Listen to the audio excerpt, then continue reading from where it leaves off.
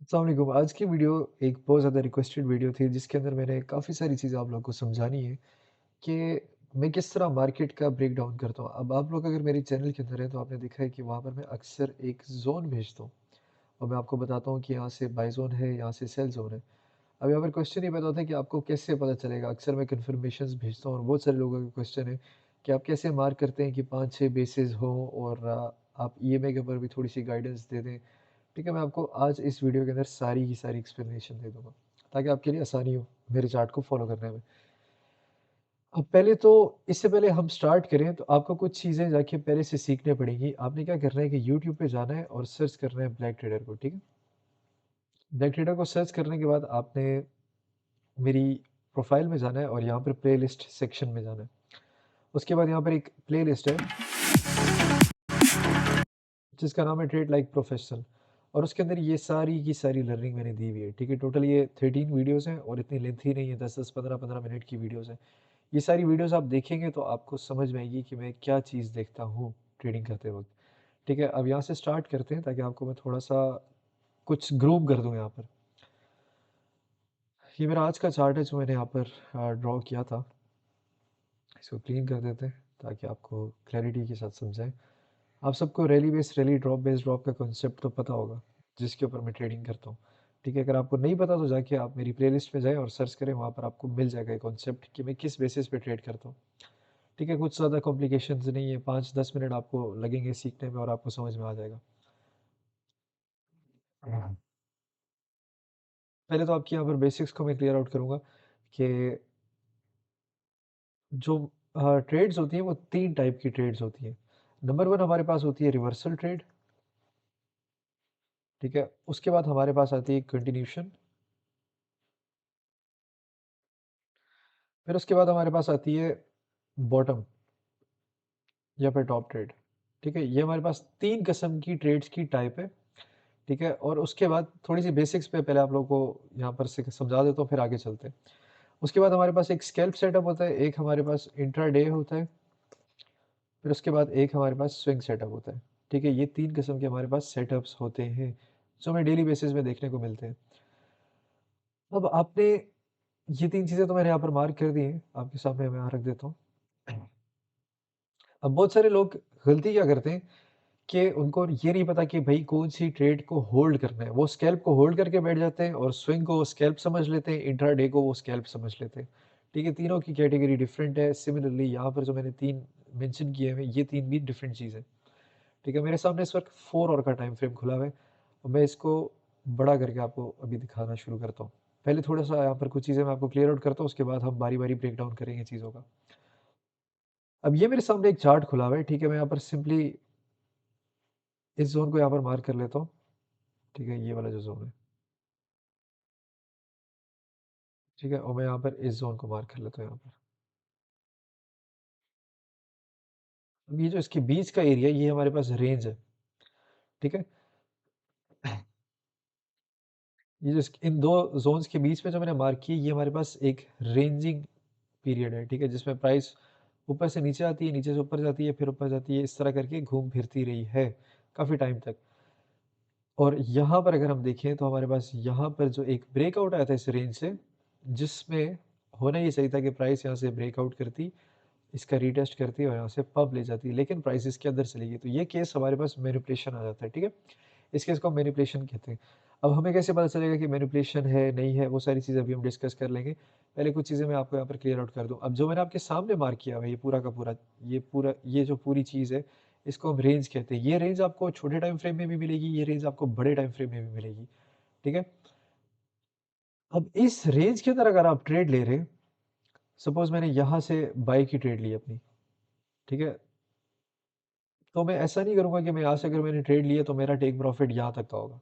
ठीक है? मैं अपना अगर मैंने यहाँ से ट्रेड लिए तो मैं 1 इंटू 2 आर, 1 इंटू 3 आर पे निकल जाऊँगा। ठीक है? ये मेरा स्कैल्प का सेटअप है या मेरा ये इंट्राडे का सेटअप है। मतलब 1 दिन के अंदर ये सेटअप खत्म हो जाना चाहिए। ठीक है? तो अगर आपने इस रेंज के अंदर से ट्रेड उठाई है तो आप उसको स्विंग में कन्वर्ट नहीं कर सकते। ठीक है? अब यहाँ पर बात करते हैं कि क्या च हमें कैसे पता चलेगा कि प्राइस रेंज के अंदर नहीं है? ठीक है? आपके सामने अगर मैं इसको स्क्वीज़ आउट करता हूँ यहाँ पर, तो आप यहाँ पर देखिए, अगर मैं इसको यूँ मार्क कर लेता हूँ, लाइक दिस, तो इसको मैं यूँ मार्क कर लेता हूँ लाइक दिस। तो आपको यहाँ पर नज़र आ रहा है कि ये भी हमारे पास रेंज थी और ये भी हमारे पास रेंज है, ठीक है? लेकिन अगर हम इसकी बात करें यहाँ पर, तो ये हमारे पास पूरा एक ट्रेंड है। ये हमारे पास पूरा एक बुलिश ट्रेंड है। अब क्योंकि गोल्ड जो है वो अमूमी तौर पे ज़्यादातर बुलिश ट्रेंड में ही रहता है, ठीक है? तो इसके ऊपर बेरिश ट्रेंड जो होता है ना, वो छोटे टाइम के लिए हमें नज़र आता है। जैसे कि अगर हम यहाँ पर बात करें, तो ये हमारे पास एक बेरिश ट्रेंड है, ठीक है? ये हमारे पास एक बेरिश ट्रेंड है, ठीक है? ये आपका ट्रेंड बेरिश है, ये ट्रेंड आपका बुलिश है।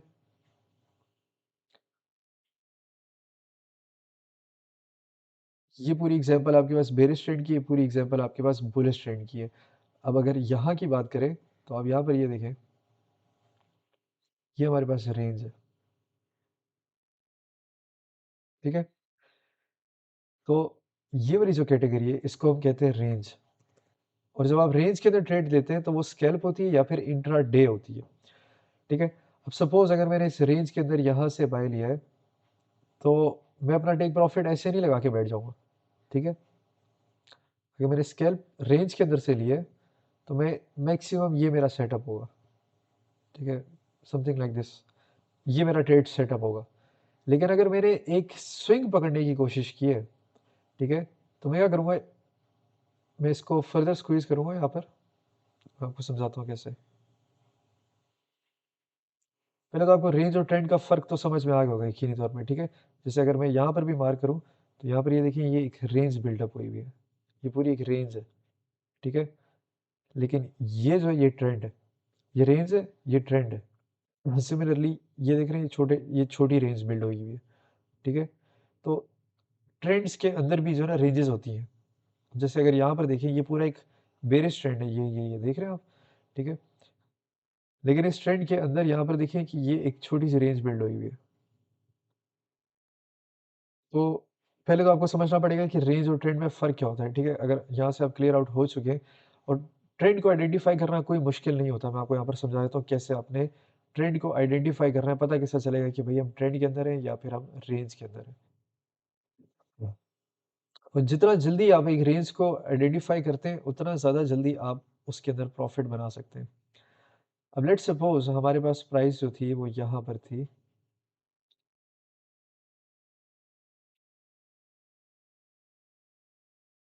यहाँ पर थी, ठीक है? अब मेरे कॉन्सेप्ट के मुताबिक मुझे यहाँ पर एक बेस नज़र आ रही है, ठीक है? ये एक बेस है। ठीक है, रैली बेस रैली का कॉन्सेप्ट यहाँ पर अप्लाई हो रहा है। इवन तो ये बेस, इस बेस के ऊपर मैं ट्रेड नहीं करूँगा क्योंकि ऑलरेडी कंज्यूम हुई हुई है। अगर आप यहाँ पर इसको इस तरह करके देखें, तो आपको यहाँ पर नज़र आएगा कि ये बेस जो है, इसको यहाँ से आके प्राइस ने कंज्यूम कर लिया, ठीक है? और उसके बाद सेकंड कंज्यूम यहाँ पर किया हुआ है, ठीक है? तो ये बेस मेरे लिए एक ट्रेडेबल ज़ोन नहीं है, लेकिन मैंने सिंपली इसको एक मार्क किया है ताकि मैं अपनी रेंज को आइडेंटिफ़ाई कर पाऊँ, ठीक है? अब मैंने वेट करके देखना है यहाँ से प्राइस का रिएक्शन क्या आता है। यहाँ से प्राइस ने बाउंस किया है, बाउंस करने के बाद दोबारा इधर आई है। तो मैं क्या करूँगा कि जिधर से प्राइस ड्रॉप हुई है, जैसे ये जो ज़ोन है, मैं इस ज़ोन की बात कर रहा हूँ। मैं इस ज़ोन को यहाँ पर मार्क कर लूँगा और इस ज़ोन को यहाँ पर मार्क कर लूँगा। मैं ये नहीं करूँगा कि मैं इस ज़ोन के बजाय ये वाला ज़ोन मार्क कर लूँगा। अगर मैं ये चीज़ करता हूँ, तो हमारे पास बड़ी रेंज है ये ओवरऑल। अगर इस वक़्त करंट सिचुएशन की बात की जाए मार्केट की, तो मार्केट इस वक़्त एक बड़ी रेंज के अंदर है। ये रेंज पूरी बनती है, ठीक है? मतलब प्राइस यहाँ से यूँ जाए, फिर दोबारा से यूँ आ सकती है, ठीक है? कुछ महीने लग सकते हैं इस पे, ठीक है? इस तरह की मूव हमें देखने को मिल सकती है, ठीक है? और ये सेम सिमिलर रेंज होगी इस पूरी रेंज के मुताबिक की, ठीक है? जिस तरह ये रेंज पूरी बिल्ड हुई थी, ये अप्रैल से लेके हमारे पास अगस्त तक की रेंज है, ठीक है? तो अगर हम यहाँ पर अभी बात करें, तो यहाँ से इस रेंज के अंदर से टॉप से हमें ड्रॉप देखने को मिला है और यहाँ से हमें बाउंस देखने को मिला है। इसका मतलब ये है कि हमारे पास ऑलमोस्ट अक्टूबर से लेके इस वक़्त दिसंबर आने लगा है, तो हमें 2-3 महीने हम इस रेंज के अंदर रुक सकते हैं बिफोर मूविंग टुवर्ड्स अपसाइड या फिर डाउनसाइड, ठीक है? जैसे कि ये चीज़ हमें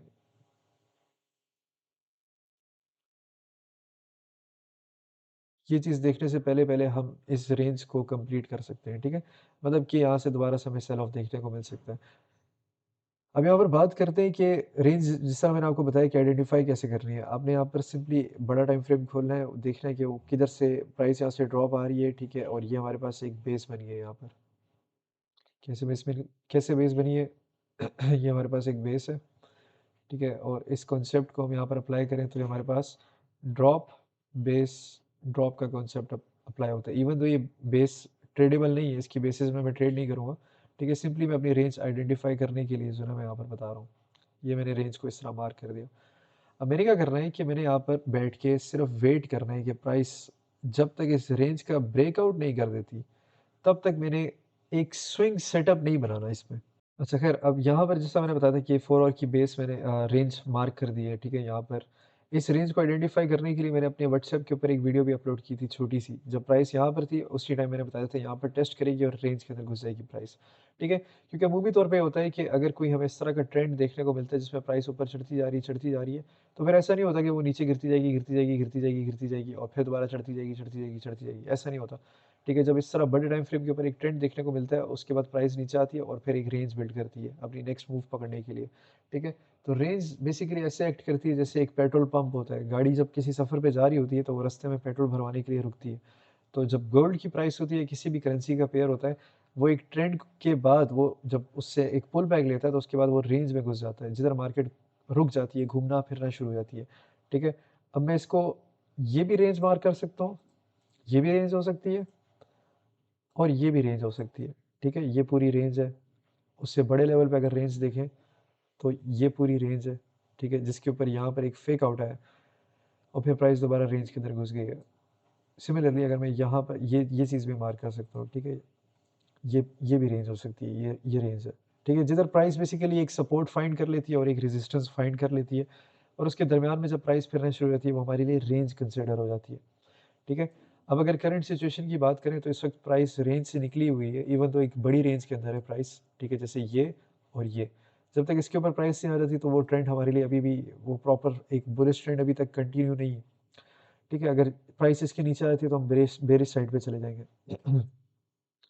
अगर अभी करंट सिचुएशन की बात की जाए तो हमारे पास ये इस वक़्त एक बुलिश ट्रेंड की तरफ है मार्केट, जिसमें प्राइस क्या कर रही है कि न्यू टेस्ट लेगी और फिर इस तरह ऊपर जाएगी और यहाँ पर कहीं जाके हमें रिएक्शन दिखाने को मिलेगा। जैसे प्राइस यहाँ से दोबारा नीचे आ सकती है, नीचे आने के बाद दोबारा से रेंज बिल्ड कर सकती है, मे बी इस तरह की कुछ रेंज। उसके बाद फिर नेक्स्ट मूव आएगी, चाहे वो ऊपर की आई, चाहे वो नीचे की जाए, ठीक है? डिपेंड्स। तो मार्केट जो चलती है वो इस तरीके से चलती है कि वो एक ट्रेंड के बाद वो एक रेंज के अंदर घुस जाती है। अब क्वेश्चन ये पैदा होता है कि रेंज के अंदर ट्रेड आपने किस तरह लेनी है। अब सपोज़ मैंने अगर यहाँ पर एक रेंज मार्क कर दी है, ठीक है? रेंजेस यूजुअली बहुत चॉपी होती है, इनके अंदर ट्रेड करने का कोई फ़ायदा नहीं होता है सच, ठीक है? लेकिन अगर बड़े टाइम फ्रेम के ऊपर मैंने लेट्स सपोज़ ये रेंज मार्क की है, तो मैं क्या करूँगा, एंट्रीज़ हमेशा छोटे टाइम फ्रेम पे ही ली जाती है, ठीक है? अब लेट्स सपोज़ कि अगर मैंने यहाँ पर अपनी रेंज मार्क की थी, सपोज़ ये मेरी रेंज थी, ठीक है? नीचे की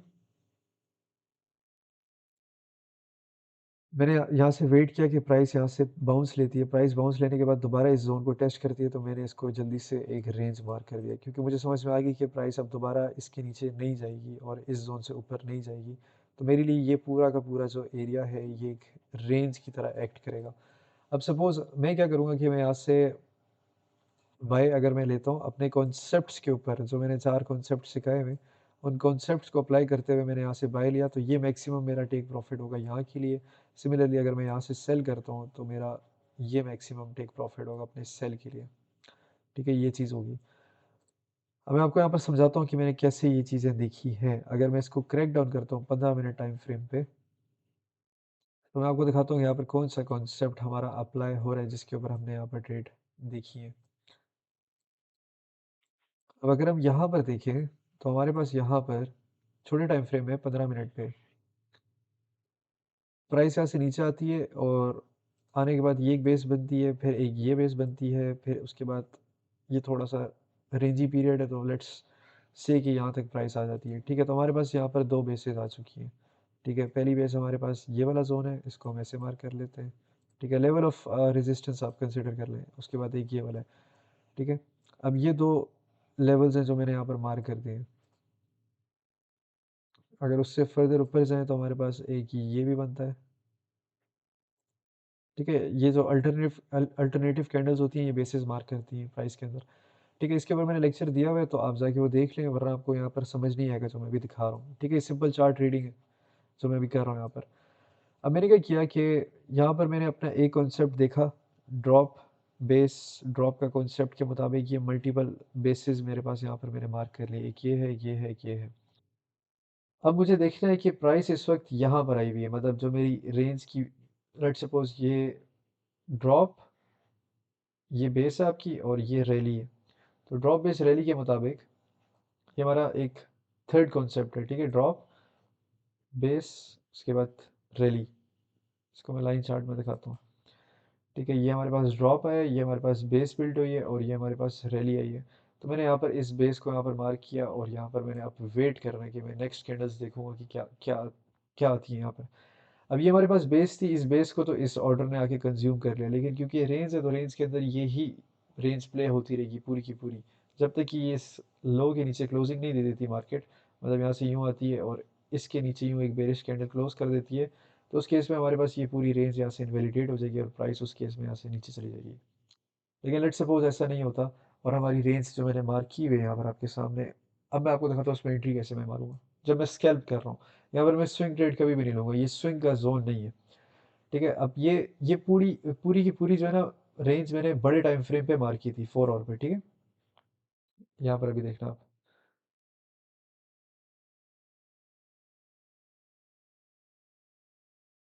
ये रेंज मैंने मार्क की थी। अब इस रेंज के अंदर भी मैंने कुछ रेंजेस बनाई हुई थी, वो ये है, ये है, ये है, कुछ मार्किंग की हुई थी जो कि आपको बड़े टाइम फ्रेम में नज़र नहीं आ रही। तो हम 15 मिनट में वापस जाएंगे और अब देखेंगे कि हम एंट्री कैसे फाइंड करेंगे उस रेंज के अंदर, ठीक है?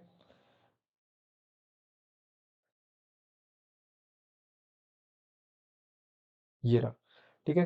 तो अब क्योंकि मुझे यहाँ से नज़र आ रहा है कि यहाँ से मल्टीपल टाइम बाउंसेस आ चुके हैं, तो इस वक्त यहाँ पर अगर देखा जाए तो ये हमारे पास ड्रॉप बेस ड्रॉप के कॉन्सेप्ट्स हैं, लेकिन ये हमारे पास ड्रॉप बेस, ये पूरी बेस है यहाँ पर, और ये हमारे पास रैली यहाँ पर इम्प्लीमेंट हो जाती है।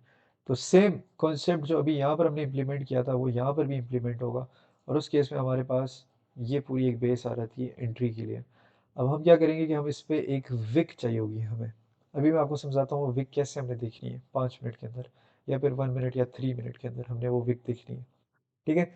ये जो बेसिस होती हैं इन पे आप अन्नी बार जो है ना ऐसे एंट्री नहीं ले लेंगे। जैसे लेट्स सपोज अगर यहाँ से प्राइस यूँ आ रही है इस बेस के अंदर, तो मैं डायरेक्ट एंट्री नहीं ले लूँगा। मैं पहले वेट करूँगा कि एक विक वाली कैंडल आए जो मुझे शो करे कि इस बेस के अंदर जो ऑर्डर्स बैठे हुए थे उन सबको कंज्यूम कर लिए, तब वहाँ से मैं एंट्री लूँगा।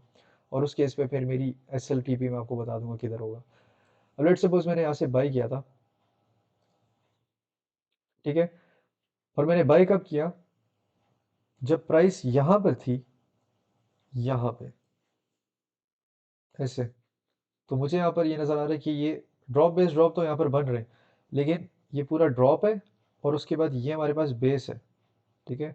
मतलब कि ये जो जोन है ये मेरे लिए बेस है पूरी की पूरी, ये, ठीक है? जो कि 42 से लेके 21 का जोन है। अगर इसको हम ब्रेक डाउन करते हैं छोटे टाइम फ्रेम में, तो कुछ इस तरह का जोन होगा ये 100 पिप्स का।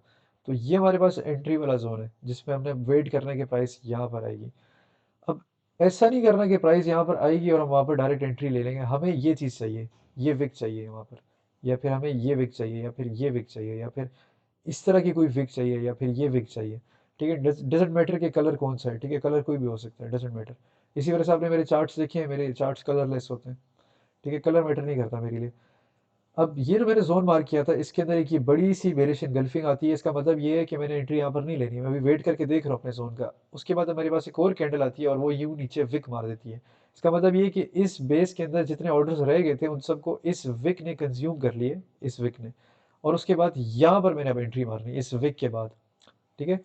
उस केस में क्या होगा कि मैं यहाँ से एंट्री लूँगा और मैं इस विक के नीचे, ठीक है? या फिर अगर आप कंफर्टेबल हैं, आप बॉडी के नीचे भी लगा सकते हैं, या फिर आप पूरा उस फुली उस ज़ोन के नीचे भी लगा सकते हैं। इट्स अप टू यू, ठीक है? लेकिन मैं पर्सनली जो है ना विक के नीचे लगाता हूँ। अब उसके बाद मैं टारगेट करूँगा इस रेंज का हाई, जो ये हाई मैंने मार्क किया था यहाँ पर।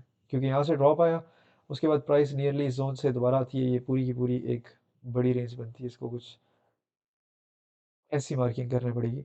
ठीक है, तो मुझे यहाँ से नज़र आ रहा है एक ड्रॉप आया, फिर प्राइस आती है, टेस्ट करती है, दो ड्रॉप्स के अंदर मुझे यहाँ पर पता चल गया कि ये हमारे पास रेंज बन गई है। सिमिलरली दो बाउंस के अंदर मुझे नीचे का जोन पता चल जाएगा। ठीक है, पहला बाउंस यहाँ से आता है, उसके बाद दोबारा से इधर से बाउंस आ जाता है। इसका मतलब ये नीचे की रेंज का बॉटम है और ये हमारे पास ऊपर की रेंज का टॉप है।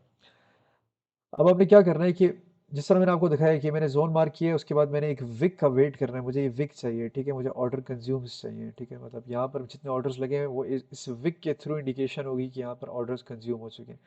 अगर मैंने यहाँ पर एंट्री ली है, ठीक है, 28 से मैंने एंट्री ली है, तो मेरा SL15 का यहाँ पर बनता है। ठीक है, उसके बाद अब मैं आपको बताता हूँ कि टेक प्रॉफिट किस तरह आपने करना होगा। SL का तो आपको समझ में आ गया।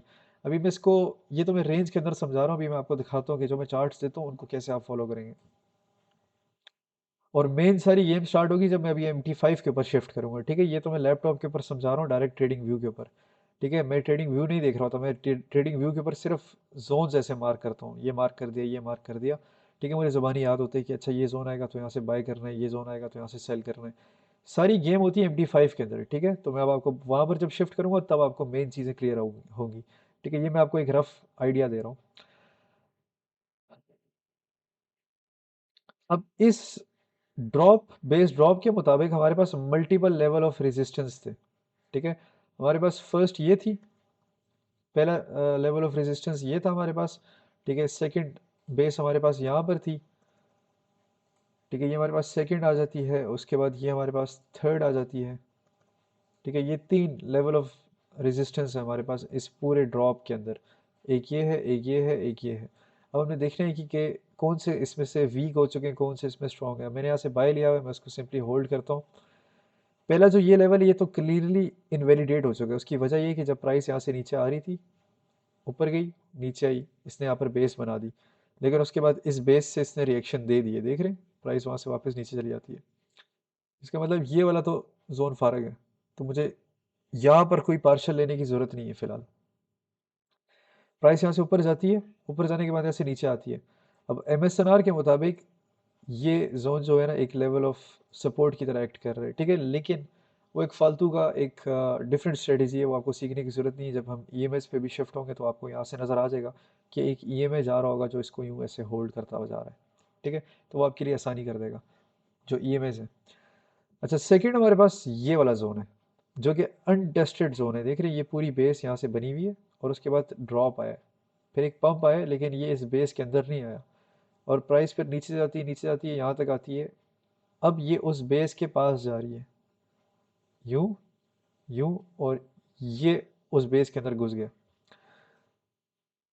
अब यहाँ तक जब प्राइस घुसी है तो मुझे उसके बाद इस कैंडल का रिएक्शन देखना था यहाँ पर कि 15 मिनट की कैंडल क्लोजिंग कैसे होती है। अगर प्राइस यहाँ पर हिट होती है तो मेरी ट्रेड ऑलमोस्ट 1 into 2 आवर यहाँ पर हो चुकी है। अगर मैं यहाँ पर स्कैल्प कर रहा हूँ तो मैं शायद यहाँ पर बुक करके सब कुछ निकल भी जाऊँ। ठीक है, लेकिन मैं जब भी बुकिंग करता हूँ अपने प्रॉफिट्स की तो मैं हमेशा 90% बुक करता हूँ। 10% अमूमी तौर पे मेरी ट्रेड्स रनिंग पे होती है, मैंने होल्ड की हुई होती है वो पोजीशंस। ठीक है, क्योंकि वो मेरी आदत बनी हुई है, उसी से मेरी होल्डिंग आगे इंक्रीज हुई है। अब आप यहाँ पर देखें कि जब प्राइस यहाँ पर आती है, इस पूरी बेस पे इसने कुछ खास इम्पेक्ट नहीं दिया। ठीक है, और उसके बाद प्राइस यहाँ से फर्दर ऊपर जाती है, इस बेस को हिट करती है और यहाँ से हमें रिएक्शन देखने को मिलता है जिसमें प्राइस यहाँ से फर्दर ड्रॉप ले जाती है। अब अगर कॉन्सेप्ट की यहाँ पर बात की जाए तो हर कॉन्सेप्ट, जैसे यहाँ से प्राइस ऊपर जा रही है, इसको लाइन चार्ट में करता हूँ आसानी के लिए। आपने यहाँ पर बेस मार्क की, आपने यहाँ पर बेस मार्क की। ठीक है, ये दो बेसेस हैं आपके पास, यहाँ से आपकी एंट्री है। लेकिन जब यहाँ से प्राइस ऊपर जा रही है तो प्राइस ने यहाँ पर भी एक बेस बना दी है। ठीक है, ये देख रहे हैं, प्राइस ने यहाँ पर भी एक बेस बना दी है, रैली, बेस, रैली। ठीक है, तो अगर आपने यहाँ से पोजीशन ली हुई है तो आपने वेट करना है कि ये बेस टूट जाए, तब आपने यहाँ पर ब्रेक इवन अपना लगा देना है। उससे पहले इट्स ऑल सेफ। ठीक है, कोई मसले की बात नहीं है यहाँ पर। ठीक है, तो ये देख रहे हैं, ये जो बेस बनी हुई है, प्राइस यहाँ से ऊपर जाती है, इस पर टेस्ट करती है और यहाँ से फर्दर ऊपर चली जाती है। तो टेक्निकल्स के मुताबिक आप इस तरह ये चार कॉन्सेप्ट यहाँ पर अप्लाई करते हुए अपनी ट्रेड्स को होल्ड वगैरह कर सकते हैं। ठीक है, लेकिन जिस तरह मैंने यहाँ पर समझाया है कि आपकी आंखें खुली रहनी चाहिए इस पूरे वक्त के दौरान में। ठीक है, और आपको टाइम फ्रेम स्विच करने पड़ते हैं लगातार। किधर ये है?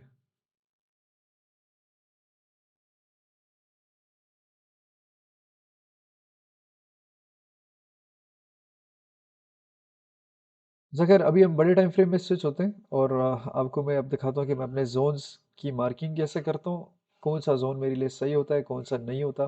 ठीक है, वो सारी चीज़ें मैं आपको दिखाता हूँ। ये मैंने छोटे टाइम फ्रेम के ऊपर कुछ चीज़ें छोटी मोटी अभी दिखाई थी। ठीक है, अब आते हैं मेन गेम के ऊपर, एक्चुअल एक्चुअल सारा सीन अभी स्टार्ट करने लगा हूँ मैं। ठीक है, मैं आपको बताता हूँ कि जब मैं सुबह उठता हूँ तो मैं कैसे अपनी सारी मार्किंग करता हूँ, क्या देखता हूँ, और उसके बाद कैसे मुझे पता चलता है ये बेस यहाँ पर सही है नहीं है, सारी चीज़ें मुझे कैसे पता चलती हैं।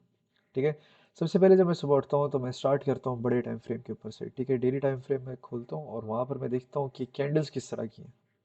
ठीक है, अगर वहाँ पर कुछ इस तरह की कैंडल्स पैदा होती हैं, लाइक दिस, विक्स वाली या नीचे की तरफ से विक्स। ठीक है, विक्स के ऊपर मैंने खैर कैंडल्स के ऊपर लेक्चर ऑलरेडी दिया हुआ है। ठीक है, तो आपको अगर वो चीज़ें पता है ऑलरेडी तो आपके लिए बड़ी आसानी होगी। लेट्स सपोज अगर मैं यहाँ पर डेली टाइम फ्रेम सुबह खोलता हूँ उठ के और मैं देखता हूँ कि यार लास्ट कैंडल ये क्लोज हुई थी, तो मुझे ऑटोमेटिकली समझ में आ जाएगा आज का दिन वैसे भी बुलिश जाने लगा या आने वाला वीक हमारे लिए बुलिश होने लगा। ठीक है, अगर मेरे पास ऊपर वाले केस में अगर मैं यहाँ यहाँ सुबह उठता हूँ और मैं देखता हूँ कि भाई कैंडल इस तरह की कुछ क्लोज हुई है, तो उस केस में मुझे वैसे ही समझ में आ जाएगी कि प्राइस अगला एक आध दिन जो है ना सेल की तरफ जाएगी।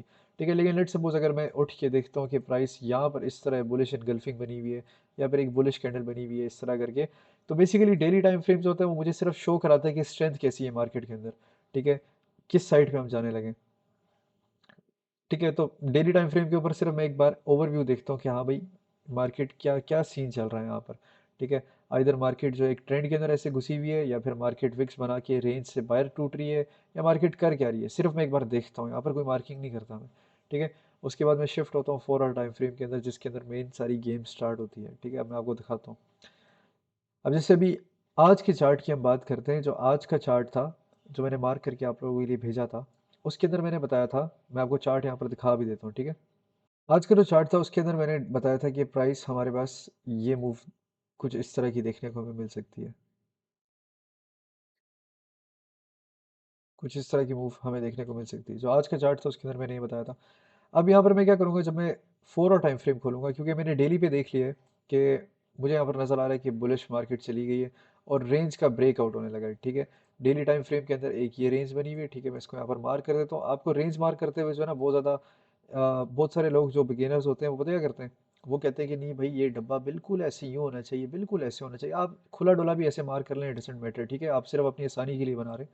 ठीक है, ज़रूरी नहीं है उस डब्बे के अंदर ही मार्केट आपकी जो है ना। अब यहाँ पर मैंने यहाँ पर मार्क किया हुआ है रेंज को। ठीक है, उसकी वजह यहाँ से ड्रॉप हमें देखने को मिलता है, यहाँ से हमें बाउंस देखने को मिलता है, उसके बाद प्राइस यहाँ से दोबारा ड्रॉप ले जाती है, तो मुझे डेली पे ये पूरी यहाँ पर मेरे लिए एक रेंज बन गई है। ठीक है, अब इस वक्त प्राइस जो है इस रेंज को तोड़ने की कोशिश कर रही है। अब डेली टाइम फ्रेम के मुताबिक पिछली कैंडल जो यहाँ पर डेली की क्लोज हुई थी, ठीक है, वो कोई वीक बुलिश कैंडल नहीं है। ठीक है, इसके ऊपर कोई बड़ी विक नहीं है, बॉडी भी इसकी मुनासिब है, तो मुझे यहाँ पर स्ट्रेंथ शो हो रही है डेली टाइम फ्रेम के अंदर। ठीक है, कि प्राइस यहाँ से ऊपर जा सकती है। तो मैं क्या करूँगा कि पहले तो मैं देखूंगा कि मेरे कॉन्सेप्ट्स के मुताबिक डेली टाइम फ्रेम में कोई जोन बन रहा है। तो अगर आप यहाँ पर देखें तो हमारे पास यहाँ पर रैली बेस, रैली बेस बन रही है, ऐसे ही है। तो मैं क्या करूँगा कि मैं इस जोन को यहाँ पर मार्क कर लूँगा। ठीक है, डेली टाइम फ्रेम में एक बार मैंने ऐसे मार्क कर लिया। मैं 4 और टाइम फ्रेम में जाऊँगा। अब आपको यहाँ पर चीज़ें दिखाता हूँ। मुझे रफ रफ एस्टिमेट मिल गया 4166 से लेके 4126 का जो जोन है वो डेली टाइम फ्रेम के अंदर बाय जोन है। ठीक है, मुझे रफ एस्टिमेट चाहिए था सिर्फ डेली टाइम फ्रेम पे। अब मैं क्या करूँगा कि मैं इसको थोड़ा सा क्लियर मार्किंग करूँगा यहाँ पर। ठीक है, मेरे लिए एक ये जोन बनता है,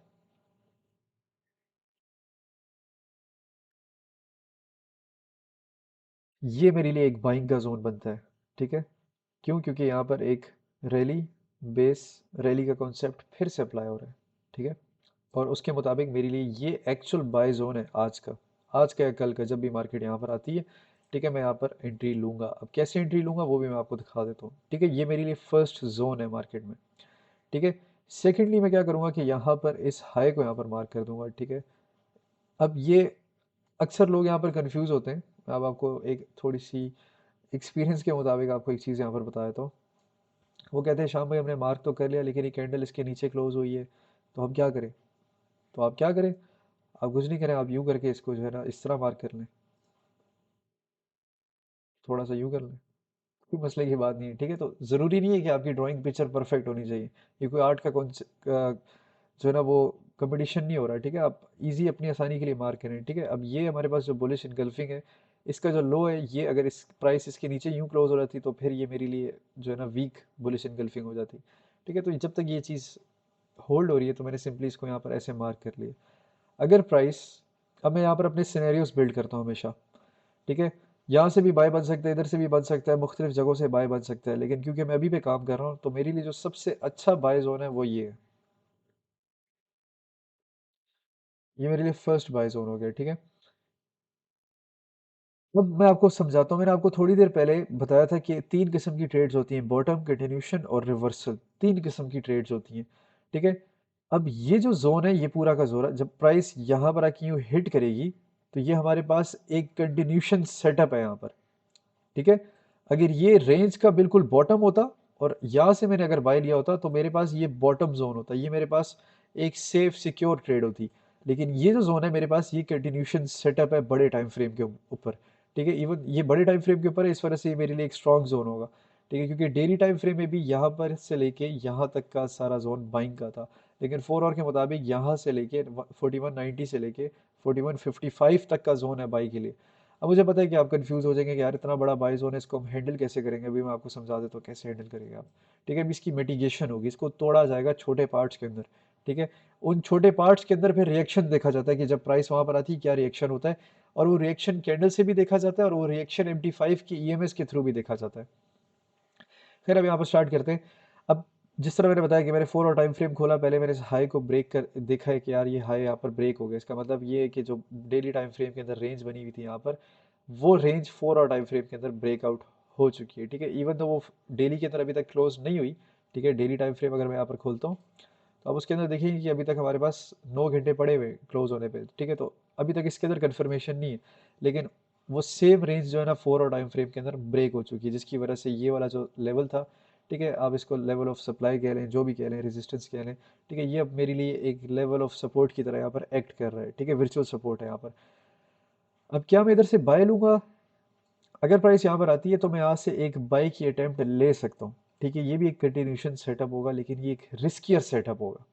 ठीक है, उसकी वजह ये है कि ये बस इस बेसिस में मैं यहाँ से बाय ले रहा हूँ, क्योंकि इस इनगल्फिंग को प्राइस ने होल्ड किया हुआ है और यहाँ से इस लेवल को तोड़ दिया। MSNR के मुताबिक ये लेवल अब रेजिस्टेंस से सपोर्ट में कन्वर्ट हो चुका है। तो इस बेसिस में अगर मैं ट्रेड लूँगा तो ये मेरे लिए रिस्की ट्रेड होगी, तो इसमें मैं अपने रिस्क मैनेजमेंट के मुताबिक कम रिस्क करूँगा। लेकिन अगर प्राइस यहाँ पर आती है सेकंड सिनेरियो पे, तो यहाँ पर मैं ज़्यादा रिस्क करूँगा। अब इसको हम देखते हैं 1 और टाइम फ्रेम में। तो जब मैं सुबह उठता हूँ तो मैं यहाँ पर इस तरह करके मार्किंग करके आपको भेज देता हूँ कि ये बाय जोन है, ये बाय जोन है। ठीक है, यहाँ से हमें रिएक्शन देखने को मिल सकता है। अब मैं क्या करूँगा कि मैं इसको छोटे टाइम फ्रेम में पहले जाके देखूंगा, ताकि मैं इस जोन को मिटिगेट करूँ, इसको छोटे लेवल पे देखूँ कि हाँ भाई इस पे अच्छे बाय जोन्स किधर हैं।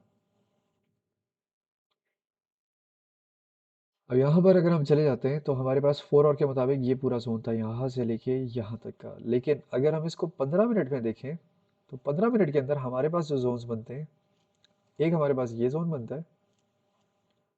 ठीक है, ये ज़्यादा क्लियर नहीं है, उसकी वजह ये है कि टेक्निकली ये पूरा जोन जो बनता है वो ये है। ठीक है, रैली बेस रैली के मुताबिक। ठीक है, लेकिन हम इसको 5 मिनट में जाके देख लेते हैं। ठीक है, क्योंकि थोड़ी सी रेंज ज़्यादा बिल्ड हुई हुई है। अब यहाँ पर अगर हम जाके देखें तो हमारे पास यहाँ पर बड़ी क्लैरिटी के साथ हमें नज़र आ रहा है, यहाँ से लेके यहाँ तक 4 आवर के मुताबिक हमारे पास पूरा लेवल ऑफ बेस था, लेवल ऑफ बाइंग जोन है। ठीक है, लेकिन इसके अंदर मल्टीपल बेसेस हैं, जैसे कि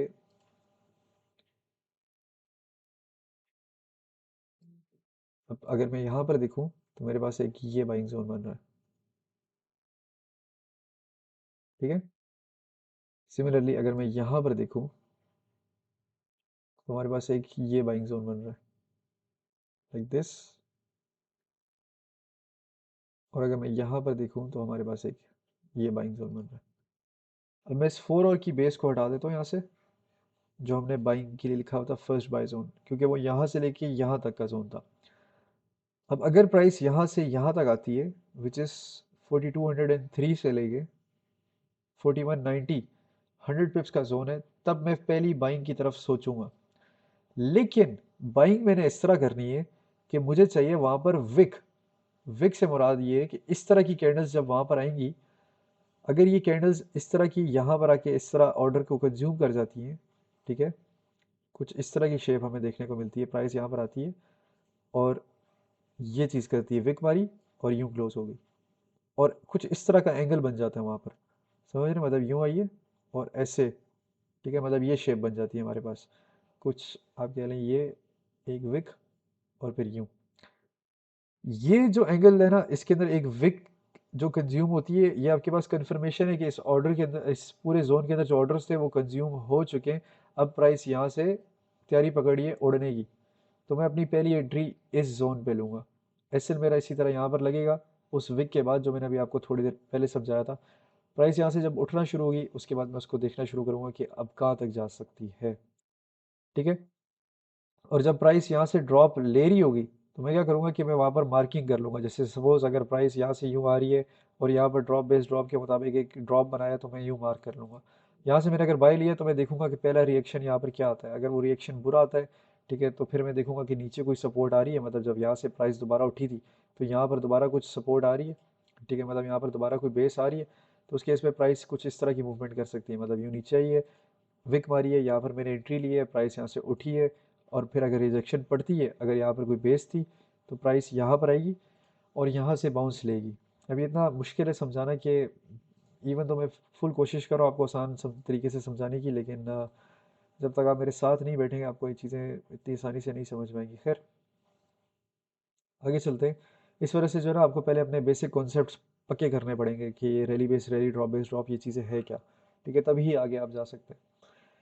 अब मैं जिस तरह मैंने आपको बताया कि अगर कोई भी जोन आपने मार्क किया, अगर लेट सपोज अगर ये जोन प्ले हो जाता है, तो आपने यहाँ पर एंट्री पहले यहाँ पर लेनी थी। अगर ये एसएल पड़ जाता है, तो ये जो बीच का जोन है, ठीक है, लाइक 4190 से लेके 4177 तक का जोन, ये वाला जो जोन है, ये नो ट्रेड जोन है, ठीक है, ये मेरे लिए काम का जोन नहीं है। इवन तो 4 आवर के मुताबिक यहाँ से लेके यहाँ तक पूरा बाय जोन है, लेकिन मेरे लिए ये जोन कोई काम का है ही नहीं, यहाँ पर कुछ है ही नहीं। तो मैं वेट करूंगा कि प्राइस अब यहाँ पर आए।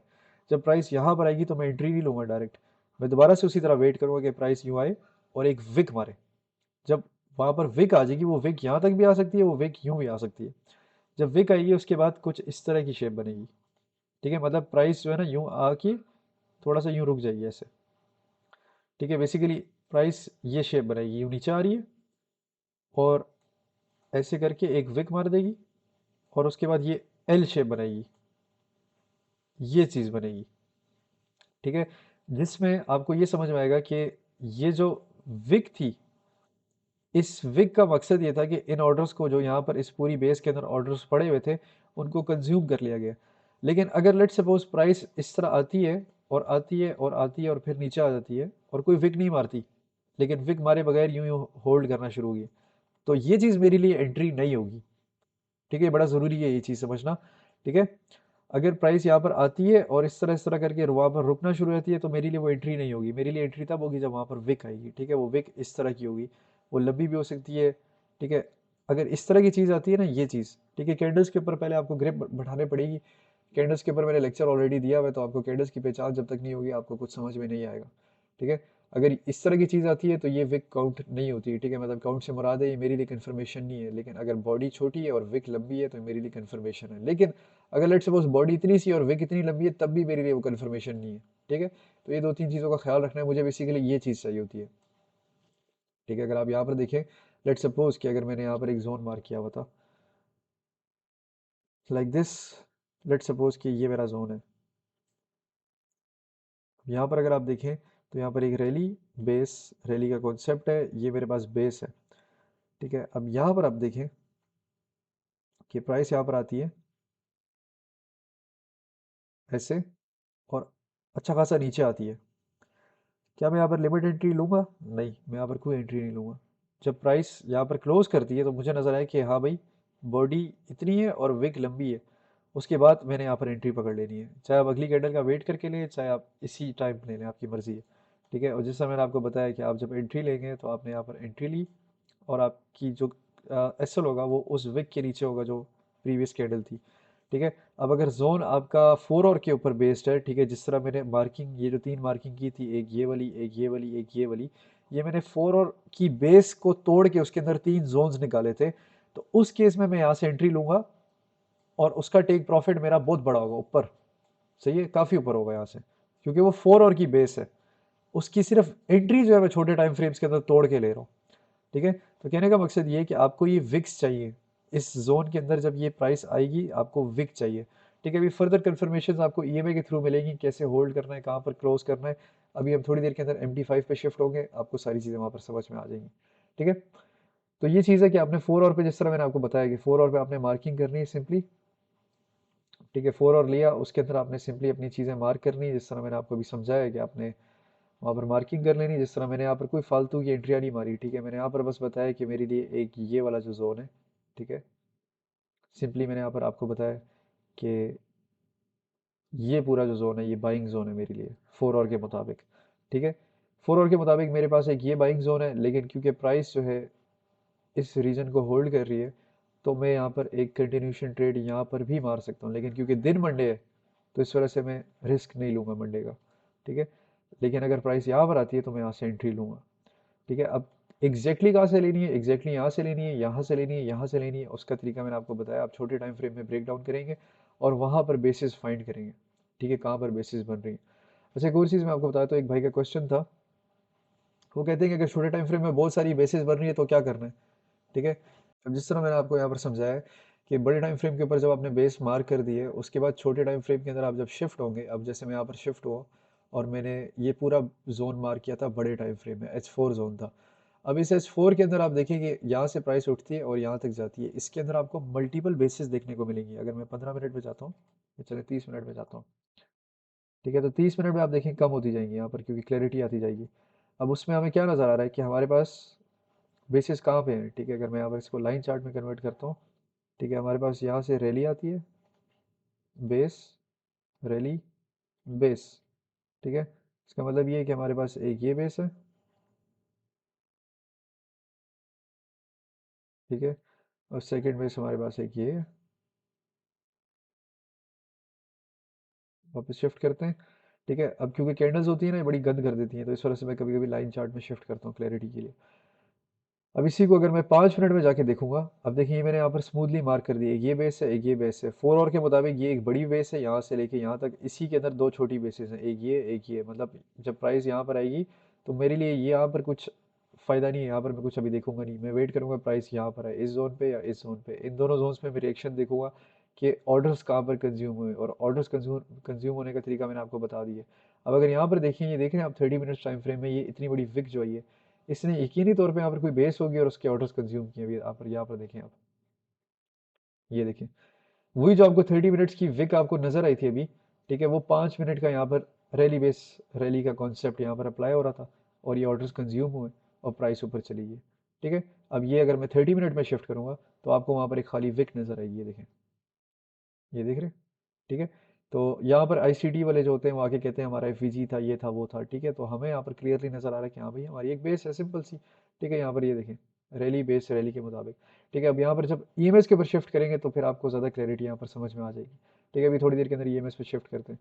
आई होप यहाँ पर सबको काफ़ी सारी चीज़ें क्लियर आउट हो चुकी हैं। अब 5 मिनट के ऊपर अगर बात की जाए, ठीक है, इसको हटा देता हूँ मैं।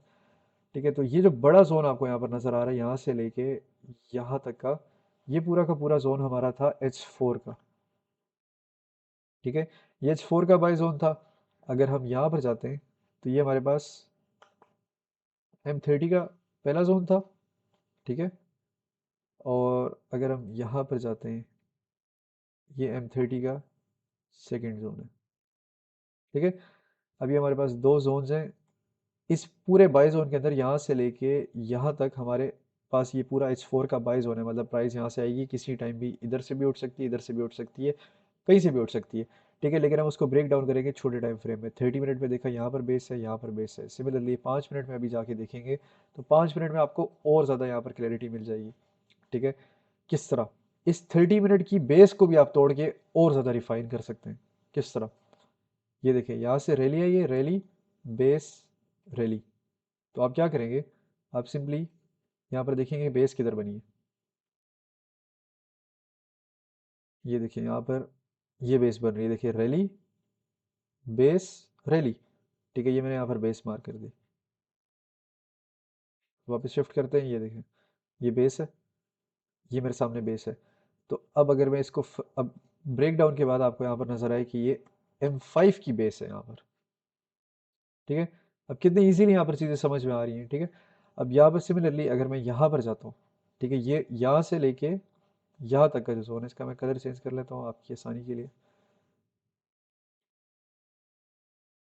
ये जो मैंने रेड कलर अभी किया है, ये पूरा का पूरा हमारे पास M30 का सेकंड बाय जोन था, जो भी हमने थोड़ी देर पहले मार्क किया। ठीक है, अब इस सेकंड जोन के अंदर भी ब्रेक डाउन करके आपको 5 मिनट में चीज़ें नज़र आ जाएंगी। कैसे भला?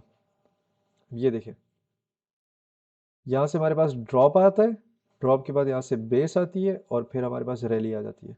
उस केस में हमारे पास ये पूरी बेस है। ठीक है, इसको लाइन चार्ट में शिफ्ट करते हैं, तो ये देखिए ये बेस है। गंद को हटाते हैं थोड़ा सा। अब यहाँ पर हमारे पास ड्रॉप, बेस, रैली का कॉन्सेप्ट अप्लाई हो रहा है। ठीक है, यहाँ पर हमारे पास रैली, बेस, रैली का कॉन्सेप्ट अप्लाई हो रहा है। ठीक है, टोटल 4 कॉन्सेप्ट हैं, कोई साइंस है ही नहीं इसमें, कुछ सीखने फालतू चीज़ें गंद में जाने की जरूरत ही नहीं है। ठीक है, अब ये हमारे पास M5 का जोन है बाय का, यहाँ पर मैं इसको मार्क कर देता हूँ। ठीक है, M5। अब ये मैंने इस तरह मार्किंग कर दी है। ठीक है, आपको समझ में आ रही है? यहाँ से मैं इसका कलर फर्दर चेंज करता हूँ आपको आसानी के लिए, इसको मैं स्काई ब्लू कर देता हूँ।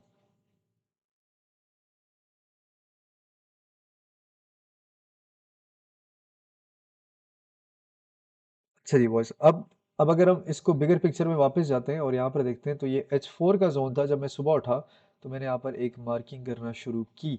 ठीक है, मैंने यहाँ पर मार्क किया सिंपली, ये जो बड़ा सा ब्लू डब्बा आपको नज़र आ रहा है यहाँ से लेके यहाँ तक, मैंने यहाँ पर देखा हाँ भाई प्राइस यहाँ पर फिर रही है। तो यहाँ से या तो इस प्राइस जब तक इस डंडे को होल्ड कर रही है तो प्राइस यहीं से ऊपर चली जाएगी, नहीं तो प्राइस यहाँ से नीचे आएगी और इस जोन के अंदर से कहीं से जाएगी। अब अंदर से कहाँ से जाएगी, उसके लिए मैंने 30 मिनट पे देखा, 1 आवर पे देखा, 15 मिनट में देखा, 5 मिनट में देखा। ठीक है, अब मैंने क्या किया, मैंने पहले सबसे पहले 30 मिनट्स का टाइम फ्रेम खोला और 30 मिनट के मुताबिक एक ये मेरे पास बेस बन रही है, ये पर्पल वाली, और दूसरी बेस मेरे पास ये रेड वाली बन रही है। मतलब ये दो बाइंग जोन्स मेरे पास 30 मिनट के अंदर हैं। ठीक है, एक मेरे पास पूरा बाई जोन ये पर्पल वाला, और दूसरा मेरे पास ये रेड वाला बाई जोन है। ठीक है, अच्छा, बहुत सारे लोग एक मिस्टेक करते हैं, वो क्या करते हैं कि वो यहाँ से एंट्रियाँ मारना शुरू करते हैं और मारते रहेंगे मारते रहेंगे मारते रहेंगे जब तक यहाँ तक प्राइस नहीं आ रही थी। ये चीज़ नहीं करनी, अकाउंट आपका उड़ जाएगा। ठीक है, ये अगर आपने इस जोन पे बाइंग की है तो आप अपना एसएल उसी तरह लगाएं यहाँ पर। ठीक है, ये जोन इनवैलिडेट हो जाएगा, सेकंड जोन पे एंट्री लें, इनवैलिडेट होगा, इट्स फाइन, आपका पूरा सेटअप आज का वेस्ट हो गया। ठीक है, अगले दिन पे सेम चीज़ कर रही है।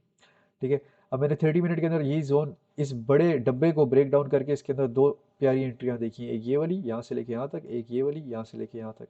ठीक है, फिर उस एंट्रीज के अंदर भी मैंने फर्दर एंट्रियाँ ढूंढ ली।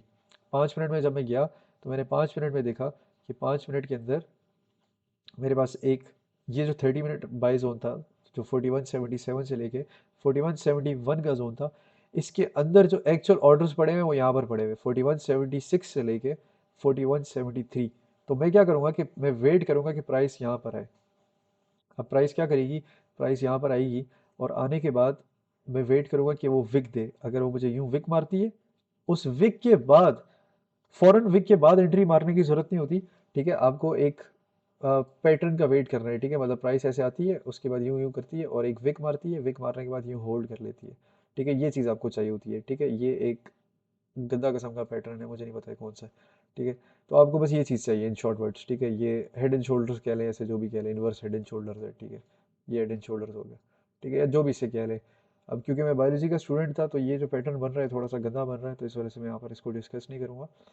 अब आगे चलते हैं। सिमिलरली अगर यहाँ पर विक आती है, विक आने के बाद प्राइस थोड़ा सा होल्ड करती है, तो मैं यहाँ से एंट्री लूँगा, विक के नीचे मेरा एसएल होगा और टाटा बाय मारा यहाँ से और टेक प्रॉफिट आपका, क्योंकि पूरा 4 आवर का जोन था, तो 4 आवर के मुताबिक आपका टेक प्रॉफिट भी फिर उसी तरह होगा। ठीक है, अब आते हैं सेकंड जोन की तरफ।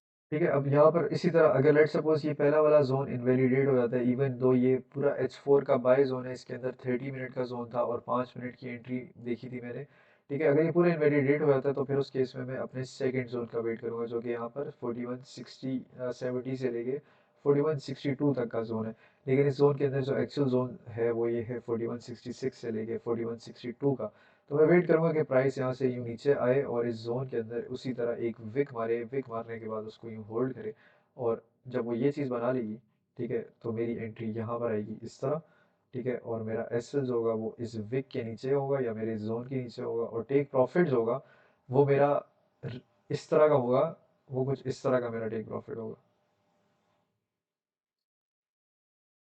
ठीक है, उसकी वजह ये है कि ये कोई रेंज नहीं है, ये कोई इस तरह का सीन नहीं है, ये H4 का बाय ज़ोन है पूरा का पूरा, जिसके अंदर से मैंने एक शार्प एंट्री पकड़ी है, ठीक है? तो इस वजह से फिर मेरा जो है ना रिस्क टू रिवॉर्ड रेशियो बहुत हाई होगा, ठीक है?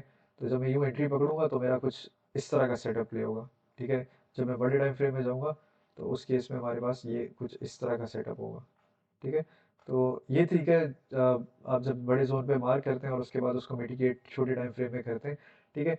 कन्फर्मेशंस के तरीके बहुत सिंपल हैं, ठीक है? मैंने आपको यहाँ पर बताया थोड़ा-सा आप जब चार्ट्स की रीडिंग सही करेंगे ना तो आपको खुद ही याद होना शुरू हो जाएगा चीज़ें, ठीक है? अब यहाँ पर ये देखें कि ये चीज़ आपको चाहिए होती है कन्फर्मेशन के लिए, ठीक है? अब अगर इसको मैं यहाँ लाइन चार्ट में खोलूँ, ठीक है? तो आप यहाँ पर देखेंगे, अभी मैंने थोड़ी देर पहले आपको क्या समझाया था कि प्राइस इस तरह नीचे आ रही होगी और नीचे आते वक़्त वो ऐसे यूँ करके आपको एक विक देगी और विक के बाद वो ऐसे यूँ होल्ड कर लेगी, ये चीज़, ठीक है?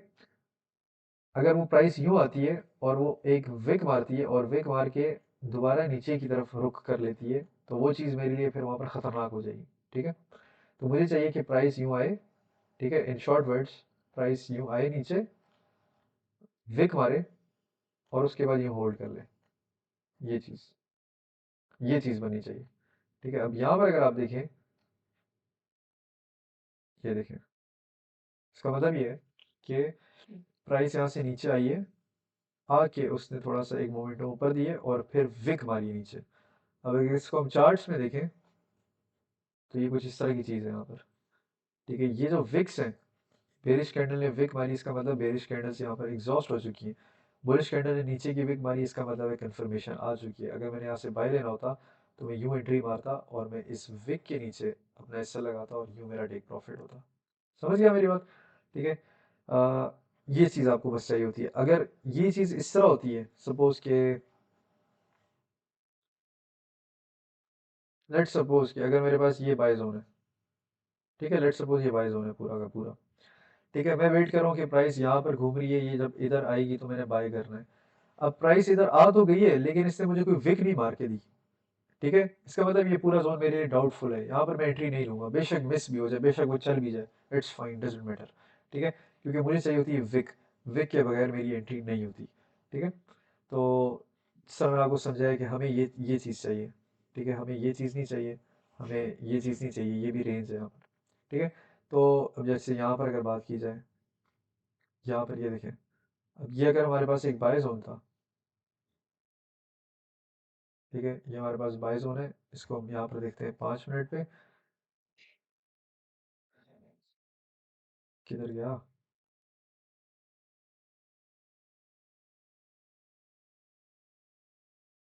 घूम ही हो जाता है यार ये चार्ट। हाँ, ये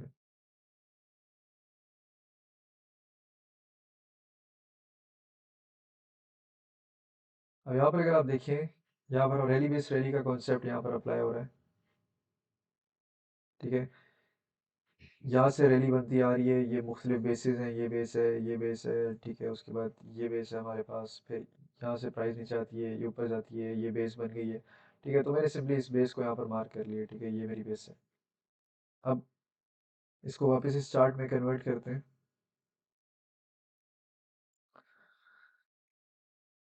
अब जैसे मैंने यहाँ पर एंट्री लेनी है, ठीक है? अब अगर प्राइस यहाँ पर थी, मैंने इस बेस को यहाँ पर मार्क किया, मैं वेट कर रहा हूँ प्राइस यहाँ पर आएगी, ठीक है? मैं उसके इनिशियल रिएक्शन में कभी एंट्री नहीं मारूंगा, मैं हमेशा उसको छोटे टाइम फ्रेम में कन्वर्ट किया।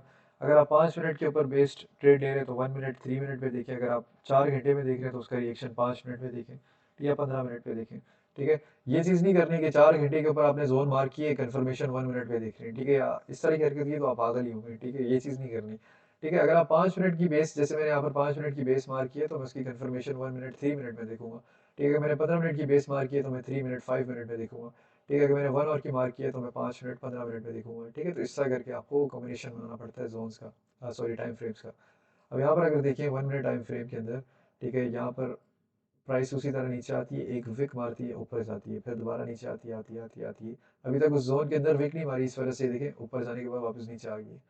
उसके बाद ये जो कैंडल है, ये नीचे आके यहाँ पर एक विक मारती है, जिसके मतलब है कि मेरे पास पहला साइन मिल चुका है भाई, कंफर्मेशन का, ठीक है? तो उस केस पे उस विक के बाद जिस तरह मैंने बताया कि आपको थोड़ा सा इस तरह का पैटर्न चाहिए होता है, ठीक है? मतलब यूँ आती है प्राइस, यूँ विक मारती है और फिर एक आध कैंडल यहाँ पर होल्डिंग वाली चाहिए होती है, ठीक है। तो ये मेरे पास विक आ गई, उसके बाद ये कैंडल ने यहाँ पर होल्ड किया।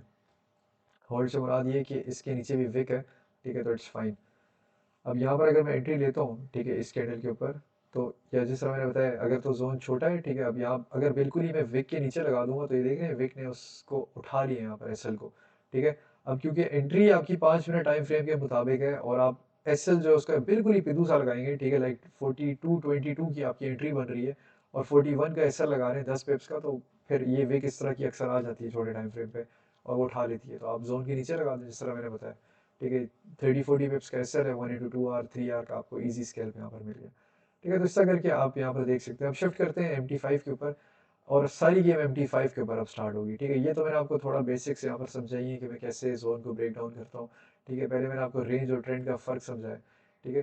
तो रेंज और ट्रेंड के अंदर जो है ना बहुत ईजीली आप प्रेडिक्ट कर सकते हैं, ठीक है। जैसे ये 4 और टाइम फ्रेम मैंने खोला हुआ है, यहाँ देखते साथ ही मुझे नज़र आ रहा है ये पूरा ट्रेंड है, इस ट्रेंड के अंदर भी रेंज घुसी हुई है, ठीक है।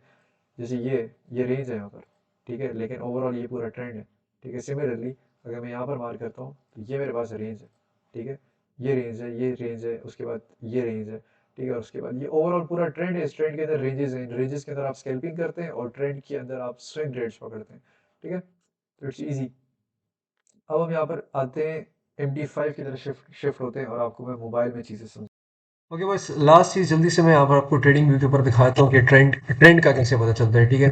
अब यहाँ पर सारी चीजें मैं हटा देता हूँ, ठीक है। जल्दी जल्दी मैं आपको समझा रहा हूँ ताकि आपको यहाँ पर समझ में आ जाए, हाँ भाई ट्रेंड कैसे देखना है, ठीक है। पता कैसे चलेगा मार्केट ट्रेंड के अंदर है, ट्रेंड के ऊपर कोई साइंस नहीं है, ठीक है। ऑनेस्टली मैं आपको बता रहा हूँ, जब प्राइस जो है ना घिचमिच करना शुरू हो जाती है ना, यूं ये चीज करना शुरू होती है ना, ये ठीक है, ऊपर नीचे छोटी मोटी भी किस तरह आ भी जाए डजेंट मैटर, ठीक है। तो वो प्राइस हमारे पास रेंज में होती है, ठीक है। अगर सीढ़ियां बनना शुरू हो जाती है ना यूं करके, फिर यूं, ठीक है, तो वो हमारे पास बाय ट्रेंड है। सिमिलरली अगर वो यूं करके यूं ऑपोजिट करती है, नीचे की तरफ सीढ़ियां बनाती है, तो हमारे पास सेल ट्रेंड है। अब इसको चार्ट के ऊपर देखते हैं कि कैसे हमें पता चलता है। अब अगर यहाँ पर देखें तो यहाँ पर आप देखेंगे घिचमिच बनी हुई है, देख रहे हैं। तो ये हमारे पास रेंज है, ये हमारे पास ट्रेंड नहीं है। लेकिन अगर हम यहाँ पर देखें यूं, तो ये देखिए हमारे पास सीढ़ियां बनना शुरू होगी, ठीक है। अब ये इस तरह बनेगी और फिर इस तरह जाएगी, ठीक है। तो ये हमारे पास ट्रेंड आ गया, ठीक है। अब यहाँ पर अगर जाके देखते हैं इस पूरे चार्ट को, यहाँ से लेके यहाँ तक मैं भी आपको दिखाता हूँ, ठीक है। अब अगर इसको अब यहाँ से पूरा यूं देखें तो ये हमारे पास पूरा एक ट्रेंड है, बुलिश ट्रेंड है, ठीक है। लेकिन अगर हम इसको यूं देखें शॉर्ट टर्म पे, तो यहाँ से लेके ये ये चीज़, ये देखिए सारी सीढ़ियाँ बन रही हैं, मतलब प्राइस यूं जा रही है। यहाँ पर मैं हायर हाइज लोअर हाइज और इन चीज़ें नहीं डाल रहा, क्योंकि आप जो बिगिनर्स होते हैं उनका दिमाग फिर घूम जाएगा, उनको पता ही नहीं चलता, नहीं भैया ये लोअर कैसे मार्क किया, ये हाई कैसे मार्क किया, ठीक है। इन शॉर्ट वर्ड्स, यहाँ तक प्राइस ऊपर जा रही थी, सीढ़ियाँ ऊपर जा रही थी तो बुलिश ट्रेंड था। लेकिन अचानक से प्राइस यूँ आती है, नीचे चली जाती है और उसके बाद फिर से नीचे आती है। तो ये हमारे पास यहाँ से लेके यहाँ तक का एक बेरिश ट्रेंड है, यहाँ से लेके यहाँ तक का एक बुलिश ट्रेंड है। इसका आसान सा तरीका ये है कि आप सिंपली यहाँ पर एक ट्रेंड लाइन इस तरह बना लेंगे। उस ट्रेंड लाइन में जब तक प्राइस ऊपर जाती रहेगी वो हमारे पास बुलिश ट्रेंड होता है। अगर उस ट्रेंड लाइन में प्राइस नीचे आना शुरू हो जाती है, जिधर से वो तोड़ती है, तो वो एक बेरिश ट्रेंड आ जाता है। जिधर प्राइस घिचमिच होना शुरू हो जाती है वो हमारे पास रेंज आ जाती है, ठीक है। जैसे अगर यहाँ की बात की जाए तो ये देखिए प्राइस यूँ हो जाती है, नीचे जाती है, फिर ऊपर जाती है, फिर नीचे जाती है। तो ये जो पूरा ये वाला जोन है, ये पूरा का पूरा रेंज है, यहाँ से लेके ये वाला जोन पूरा एक ट्रेंड है, ठीक है। और इस ट्रेंड के बीच के अंदर ये एक रेंज है, इस ट्रेंड के अंदर ये एक रेंज है, ठीक है। सिमिलरली ये जो ट्रेंड चल रहे हैं, इन ट्रेंड के अंदर भी बीच बीच में रेंजेस होती हैं, ठीक है। ये एक रेंज है, ये एक रेंज है, ठीक है। तो ये सबसे आसान तरीका जो है ना ट्रेंड को आइडेंटिफाई करने का, वो ईएमएस के ऊपर होता है। MT5 के ऊपर जब अभी स्विच करेंगे ना, तो आपको 2 मिनट में समझ में आ जाएगा कि हाँ भाई ट्रेंड किस तरफ जा रहा है, ठीक है। अब 4 आवर पे अगर देखा जाए तो हम एक बुलिश ट्रेंड के अंदर है, ठीक है। प्राइस देखें यहाँ से ये ऊपर जा रही है, नीचे आई है, फिर ऊपर जा रही है, ठीक है। ये चीज अगर 30 मिनट्स पे देखें तो 30 मिनट्स में डिफरेंट होगी यहाँ पर, ठीक है। इन शॉर्ट वर्ड्स में ये देखें, ये वाला जो पूरा जोन है ये कोई ट्रेंड नहीं है, ये रेंज है, ठीक है। लेकिन यहाँ से जो प्राइस ऊपर जा रही है सीढ़ियाँ बना के, ये हमारे पास एक ट्रेंड है, ये देख रहे हैं। लाइन चार्ट में अगर आप देखें तो ज्यादा आसानी आपके लिए हो जाएगी।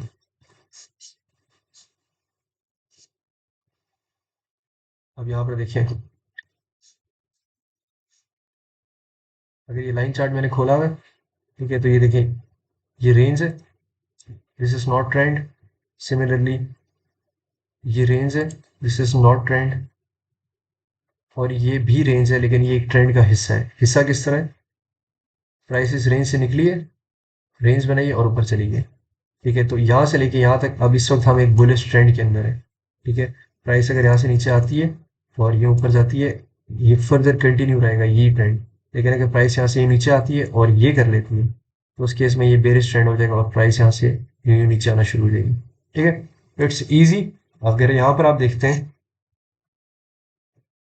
तो ये देखिए यहाँ से सीढ़ियाँ बन रही हैं, ऊपर जा रही है, यूं जा रही है, जाती जा रही है, जाती जा रही है, जाती जा रही है। ये पूरा एक बुलिश ट्रेंड में इस वक्त मार्केट। ठीक है, इस बुलिश ट्रेंड के अंदर भी रेंजेस हैं। ठीक है, ये एक रेंज है हमारे पास, जिधर प्राइस गिचमिच होना शुरू होती है ना, वो रेंज आ जाती है इन शॉर्ट वर्ड्स। ठीक है, ये देखें, यहाँ से लेके यहाँ तक ये छोटी सी रेंज थी, फिर उसके बाद एक ये रेंज है, फिर उसके बाद ये हमारे पास रेंज है। ठीक है, इवन तो ये बेरिश ट्रेंड यहाँ से स्टार्ट हो चुका है, लेकिन इस बेरिश ट्रेंड के अंदर एक ये रेंजिंग टाइम पीरियड था, इसी तरह एक ये रेंजिंग टाइम पीरियड था, ये एक रेंजिंग टाइम पीरियड है। ठीक है, तो एक मुख्तलिफ डिफरेंट तरीके आप रेंज वगैरह को आइडेंटिफाई कर सकते हैं। अभी MT5 की तरफ जब जाएंगे ना, तो मैं आपको वहाँ पर 2 मिनट में समझा दूंगा कैसे आपने देखना है।